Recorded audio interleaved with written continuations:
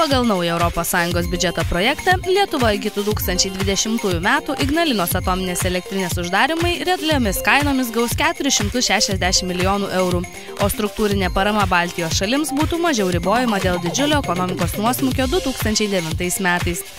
Praeitą savaitę pateiktame projekte jėgainiai buvo numatoma 210 milijonų eurų iki 2017 metų. Lietuvai svarbu, kad 2017 metų ribojimo neliktų, neužkirtant kelio paramą gauti ir ateityje. Anot diplomatinių šaltinių projekte taip pat liko nuostatos, kurios leistų Baltijos šalims pritaikyti išimtį, ribojant skiriamos struktūrinės paramos dalį, siejant ją su bendruoju vidaus produktu. Briuselio žiniasklaidos teigimu, šis projektas sulaukė kritiškų britų ir vokiečių vertinimų dėl nepakankamo išlaidų ribojimo. Didelė dalis šalies gyventojų yra patenkinti spalį vykusių naujos kadencijos Seimo rinkimų rezultatais. Tai atskleidė naujausia rinkos ir viešosios nuomonės tyrimų kompanijos Baltijos tyrimai apklausa atlikta po Seimo rinkimų pirmojo turo.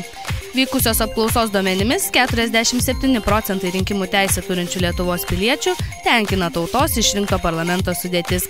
Analogiškas tyrimas prieš 4 metus parodė gerokai priešingus rezultatus. Tuomet po 2008 Seimo rinkimų net 49% apklaustųjų buvo nepatenkinti Seimo rinkimų rezultatais. Rinkimų rezultatais tuomet patenkinti buvo tik kiek daugiau nei trečdalis 36% rinkėjų. Meksikos prezidentas Felipe Calderonas išreiškė paskutinį pageidavimą prieš baigdamas kadenciją ateinančią savaitę, kad jo šalis oficialiai būtų vadinama ne Meksikos Jungtinėmis valstijomis, o tiesiog Meksika. Oficialusis pavadinimas buvo priimtas dar 1824 metais, tačiau Calderonas ketvirtadienį sakė, kad atėjo laikas jo šalies vardui tapti mažiau panašiam į galingos šiaurinės kaimynės. Konservatyvių pažiūrų lyderis, kuris perduos postą savo įpėdiniui gruodžio 1 dieną, Kongresui pabrėžė, kad šis klausimas yra ypatingos svarbos reikalas. Meksika yra vietos indėnų nahuatilų kalbos žodis reiškintis mėnulio bambą.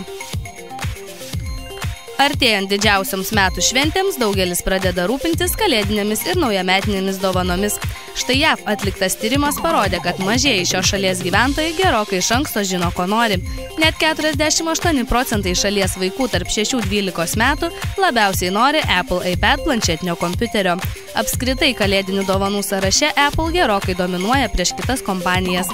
Nors antroje vietoje yra Nintendo žaidimų kompiuteris, kurį paminėjo 39% vaikų, toliau seka Apple iPod Touch su 36%.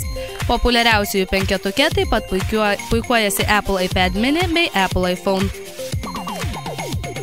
Ketvirtadienį Šartre, Prancūzijoje prasidėjusio 16-ojo Europos plaukimo trumpajame basene čempionatų vyro 100 metrų plaukimo krūtine pusfinalyje Lietuvos atstovas Giedrius Titenis užėmė paskutinę 16-ąją vietą ir nepateko į finalą.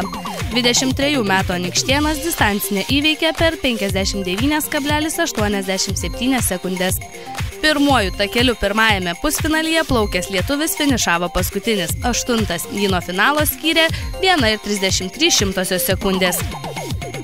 Vilniaus Lietuvos Rytas ketvirtadienį Eurolygos mače išvykoje rungėsi su grupės lyderiu iš Barselonos. Šįkart vilniečiams teko nuryti karčią piliulę, 66–90 nusileista Barselono ekipai. Šeimininkus į priekį vedė 24 taškus pelnęs Juanas Karlosas Navaro. Ispanų gretose žaidžiantis Šarūnas Jasikevičius nepasižymėjo. Lietuvos Rytui Leonas Radoševičius surinko 14, Nemanja Nedovičius 12, Dejanas Ivanovas 11 taškų. Tai buvo ZIP žinios parengtos pagal naujienų portalo Alfa LT informaciją.